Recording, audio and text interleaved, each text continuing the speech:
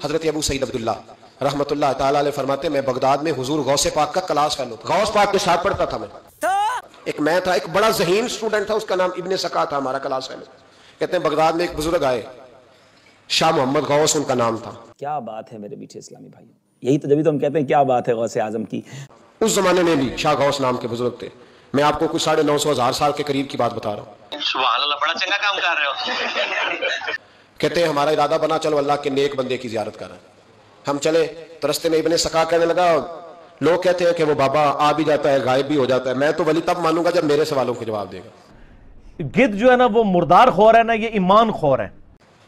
میں پہلے جاؤں گا آزمائش کروں گا۔ یہ جو لوگ ولی کی آزمائش کرنے جاتے ہیں یہ پہلے خود تو دیکھ لیں کہ اس قابل بھی ہے کہ نہیں۔ جی بھئی میں تو اس قابل نہیں ہوں کہ میں آج تک اس قابل نہیں کہ میں کسی کو دیکھ کے بتا سکوں کہ یہ بندہ کامل ہے کہ نہیں، لیکن آزمائش کرنے چلے جاتے ہیں، پہلے دیکھوں گا پھر جا کے کچھ کروں گا۔ تو اتنی پوزیشن ہے کہاں سے وہ نظر لاؤ گے؟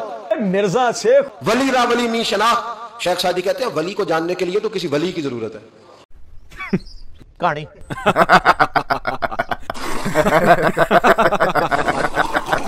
وہ بتائے گا کہ ولی بھائی کاریگری بتائے گا نا بندہ کاریگر ہے کہ نہیں۔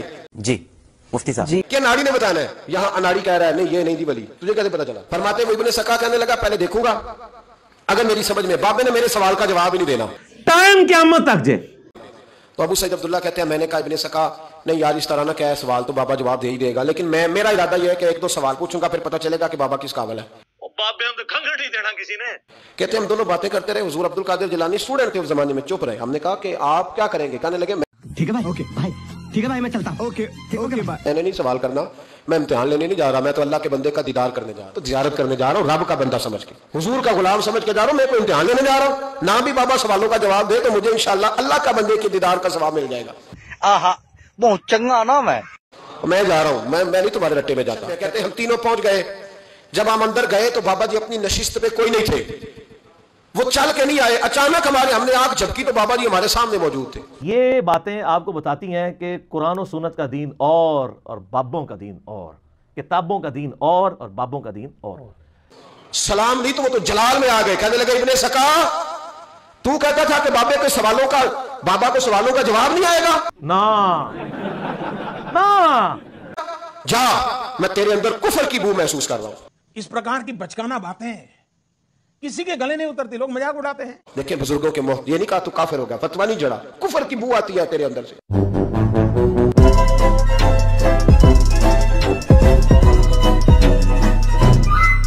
اور کابو سعید تو کہتا تھا پہلے آزماؤں گا، جا تو بھی دنیا دار ہو جائے گا۔ اور پھر کہتے ہیں عبد القادر جیلانی کی طرف نظر اٹھی، وہ پیار سے گئے تھے تو بابا جی کا جلال ہم نے ان کی طرف دیکھا تو بابا جی کو پیار آنے لگ گیا۔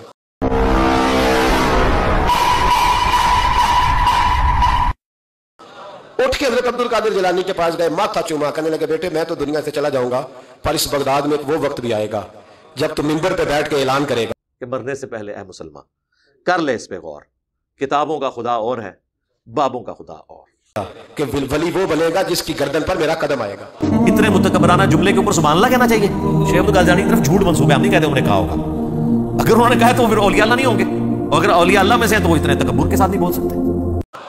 تو نے یہ پیار کیا میرے ساتھ؟ فرمایا بیٹا میں جب تک رہوں گا تیرے لیے دعا کروں گا۔